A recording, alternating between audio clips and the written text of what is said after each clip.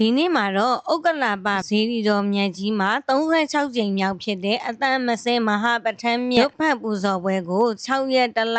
2026ကနေပြီးတော့10ရက်တလ2026ရက်နေ့အထိ9ရက်တနေ့ကျင်းပပြုလုပ်သွားမှာပဲဖြစ်ပါတယ်ရှင်ဥက္ကလာပဇေဒီတော်မြတ်ကြီးရဲ့တည်နေရာကတစ္ဆာလမ်းမကြီးနဲ့တန်တုံမာလမ်းမကြီးထောင်းမှာတည်ရှိရပဲဖြစ်ပါတယ်မှတ်တိုင်အနေနဲ့ဆိုရင်ဥက္ကလာပဖရာမှတ်တိုင်လို့ခေါ်တွင်ပါတယ်ရှင်။ရွှေစင်ကတော့တန်တူးမှလမ်းမကြီးပေါ်ရောက်ရှိနေပြီဖြစ်ပြီးတော့ဥက္ကလာပဖရာဝင်နေတို့ဝင်တော့မှာပဲဖြစ်ပါတယ်ရှင်။ဒီတော့မြကြီးတဲ့မဝင်ခင်မီးပွိုင်းမိညာပဲဖြစ်ပါတယ်ရှင်။ဖရာဝင်နေမှာဆိုရင်လေဈေးဆိုင်နေတည်ရှိမယ်။ရက်ခညီတော်နောင်တော်နှစ်ပါးကိုပူဇော်ထားတာမြင်တွေ့ရမှာပဲဖြစ်ပါတယ်ရှင်။ဥက္ကလာပဇေဒီတော်မြတ်ကြီးရှေးဟောင်း9စုဖရာနဲ့အောင်တော်မူဇေဒီ36ကြိမ်မြောက်ကိုအစဉ်လာမပြတ်နှစ်စဉ်ကျင်းပတဲ့အတန်မစဲမဟာပဋ္ဌာန်းမြတ်ရွတ်ဖတ်ပူဇော်ပွဲကို6ရက်တလ2026ကနေပြီး10ရက်တလ2026အထိ9ရက်တိုင်တိုင်ကျင်းပပြုလုပ်သွားမှာပဲဖြစ်ပါတယ်။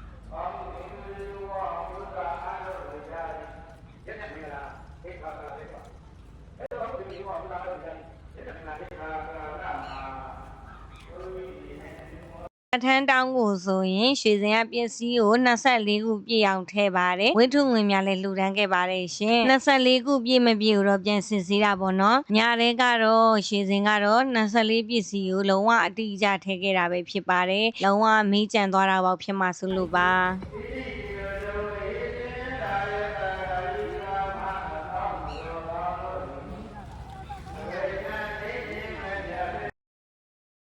မြတ်စွာဘုရားအမှုရှိတဲ့ယဟန်တန်ခါများလှူဒန်းမှဖြစ်ပြီးတော့24ခုပြည့်မပြည့်ကိုစစ်ဆေးပြီးပဋ္ဌာန်းတောင်းကိုထည့်ပြီးသွားပြီးစုံလင်သွားပြီဆိုတော့ရွှေစင်ကမြတ်စွာဘုရားစီအရင်ဥတိုက်ပြီးတော့တွားရောက်လှူဒန်းမှာပဲဖြစ်ပါတယ်မဟာပဋ္ဌာန်းကျမ်းမြတ်ပူဇော်ပွဲကြီးကိုနှစ်စဉ်နှစ်တိုင်းလှူဒန်းနေကြဖြစ်ပြီးနောက်နှစ်များမှာလည်းဆက်ပြီးလှူဒန်းသွားမှာပဲဖြစ်ပါတယ်ရှင်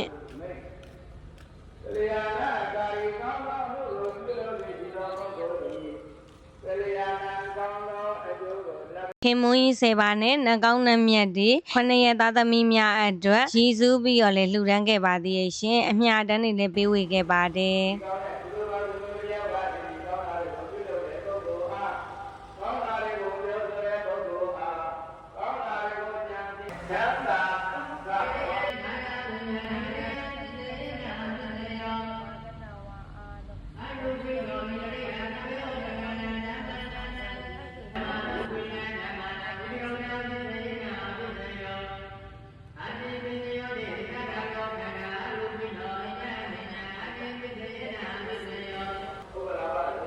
အတန်မစဲမဟာပဋ္ဌာန်းကျမ်းမြတ်ရွတ်ဖတ်ပူဇော်နေစေ9ရက်တိုင်တိုင်မှာဆိုရင်ဥက္ကလာပဖရာဝင်းထဲမှာရှိရဲ့ပဋ္ဌာန်းရေ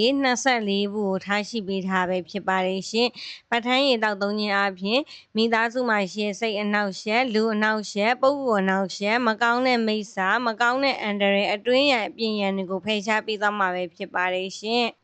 ရွှေစင်ကတော့တက်ရှိထင်ရှားရှိရဲ့မိဘနှစ်ပါးလုံးကိုရွှေစင်နဲ့ထပ်တူထမ်းမြကုသိုလ်တွေရဖို့အတွက်ခေါ်လာတာပဲဖြစ်ပါတယ်ရှင်ပဋ္ဌာန်းတောင်းထားမယ့်နေရာကိုလိုက်လံပြသပေးပါတယ်6ရက်တလ2026ကနေပြီး10ရက်တလ2026အထိ9ရက်တိုင်တိုင်အတန်မစဲမဟာပဋ္ဌာန်းကျမ်းမြတ်ရွတ်ဖတ်ပူဇော်ပွဲကိုကျင်းပပြုလုပ်သွားမှာဖြစ်တဲ့အတွက်လာရောက်လှူဒန်းခြင်းပါတယ်ဆိုရင်ရပါသေးတယ်ရှင်ဒါကတော့ဥက္ကလာပဇေဒီတော်မြတ်ကြီးအတွင်းမှာထားရှိထားတဲ့ပဋ္ဌာန်းတောင်းနေပဲဖြစ်ပါတယ်ရှင်10ရက်တလ2026စနေနေ့နနက်9နာရီခွဲအချိန်မှာဥက္ကလာပဇေဒီတော်မြတ်ကြီးဝင်းအတွင်းမှာရှိတဲ့မဟာမုနိဓမ္မယုံကြီးမှာပဋ္ဌာန်းသိမ်းအောင်ပွဲကိုလည်းကျင်းပပြုလုပ်သွားမှာဖြစ်တဲ့အတွက်ကြွားရောက်ကြပါရင်လေးစားစွာဖိတ်ကြားအပ်ပါတယ်ပဋ္ဌာန်းရေကိုအိမ်မှာဆောင်ဖို့အတွက်24ဘူးအပြည့်ကိုအစဉ်လိုက်ရှင်ရထည့်နေရပဲဖြစ်ပါတယ်တစ်နှစ်ပတ်လုံးမှာအလုံးမသွားခင်ပဋ္ဌာန်းရေကိုအနှဲငယ်စီတောက်သုံးသွားပါရှင်ဒီစဉ်ကအပူသောကတွေလည်းကင်းဝေးခြင်းနဲ့စိတ်အနှောက်အယှက်လူအနှောက်အယှက်ပုဂ္ဂိုလ်အနှောက်အယှက်မကောင်းတဲ့မိစ္ဆာအန္တရာယ်အတွင်းရန်အပြင်ရန်ကိုဖယ်ရှားဖို့အတွက်ပဋ္ဌာန်းရေကိုဗုဒ္ဓဘာသာဝင်တိုင်းဆောင်ထားတင်ပါတယ်ရှင်ရွှေစင်ကတော့တစ်နှစ်ပတ်လုံးအိယာကနိုးတာနဲ့အလုံးမသွားခင်အန္တရာယ်ကင်းမှုအတွက်နေ့စဉ်အနှဲငယ်တောက်သုံးတာပဲဖြစ်ပါတယ်ဥက္ကလာပဇီဒီတော်မြတ်ကြီးထဲမှာ